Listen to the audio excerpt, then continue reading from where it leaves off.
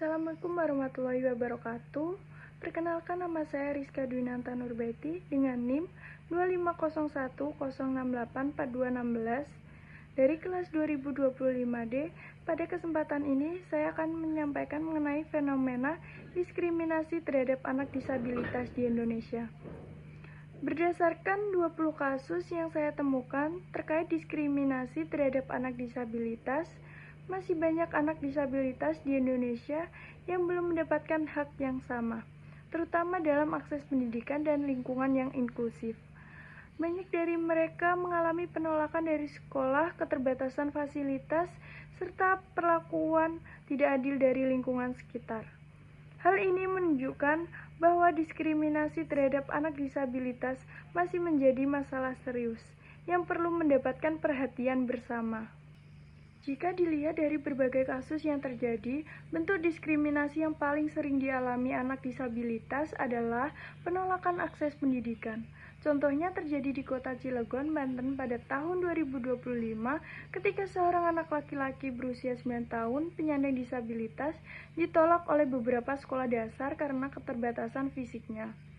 Kasus serupa juga terjadi di Cakung, Jakarta Timur pada tahun 2024 ketika seorang anak perempuan berusia 10 tahun ditolak oleh sekolah inklusi saat mendaftar. Bahkan anak lain berusia 12 tahun di wilayah Jakarta Timur juga tidak dapat bersekolah selama beberapa tahun karena sekolah merasa tidak memiliki fasilitas yang memadai untuk menerima siswa disabilitas. Di Kabupaten Blora, Jawa Tengah, seorang anak perempuan berusia sekitar 10 tahun juga mengalami penolakan dari berbagai sekolah dasar hanya karena ia tidak dapat berjalan. Padahal secara akademik anak tersebut mampu belajar dengan baik. Selain penolakan dari pihak sekolah, diskriminasi juga terjadi karena keterbatasan akses pendidikan di lingkungan tempat tinggal. Di beberapa wilayah pedesaan, anak disabilitas kesulitan mengakses sekolah inklusi karena jaraknya terlalu jauh dan tidak tersedia transportasi yang memadai. Bahkan ada kasus di Yogyakarta ketika seorang anak pengguna kursi roda berusia sekitar 10 tahun ditolak naik bus Trans Jogja karena dianggap tidak ada ruang untuk kursi roda. Hal ini menunjukkan bahwa hambatan bagi anak disabilitas tidak hanya terjadi di sekolah, tetapi juga di fasilitas publik. Di lingkungan sekolah, anak disabilitas juga sering menghadapi berbagai kesulitan seperti tidak adanya guru pendamping khusus, kurangnya buku braille bagi siswa tunanetra, serta minimnya fasilitas ramah disabilitas seperti jalur kursi roda dan alat bantu belajar. Tidak hanya itu, beberapa anak disabilitas juga mengalami perundungan atau bullying dari teman sebaya karena kondisi fisik atau mental yang berbeda. Bahkan dalam beberapa kasus, anak disabilitas menjadi korban kekerasan karena dianggap lebih rentan dan sulit melawan.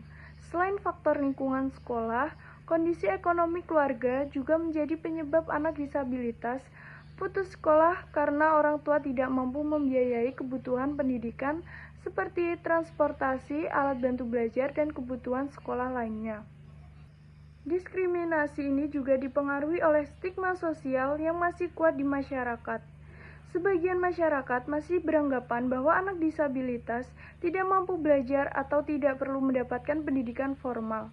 Akibatnya, masih banyak anak disabilitas yang tidak mendapatkan kesempatan pendidikan yang layak. Untuk mengatasi masalah ini, pemerintah perlu memperluas penerapan pendidikan inklusif dengan menyediakan fasilitas yang ramah disabilitas, guru pendamping, serta alat bantu belajar. Sekolah juga perlu meningkatkan pemahaman tentang pendidikan inklusif, sementara masyarakat perlu menghilangkan stigma negatif terhadap anak disabilitas. Sebagai kesimpulan, diskriminasi terhadap anak disabilitas masih terjadi dalam berbagai bentuk seperti penolakan sekolah, keterbatasan fasilitas pendidikan, dan stigma sosial. Oleh karena itu, diperlukan kerjasama antara pemerintah, sekolah, keluarga, dan masyarakat untuk menciptakan lingkungan yang inklusif agar semua anak dapat belajar dan berkembang tanpa diskriminasi. Sekian dan terima kasih.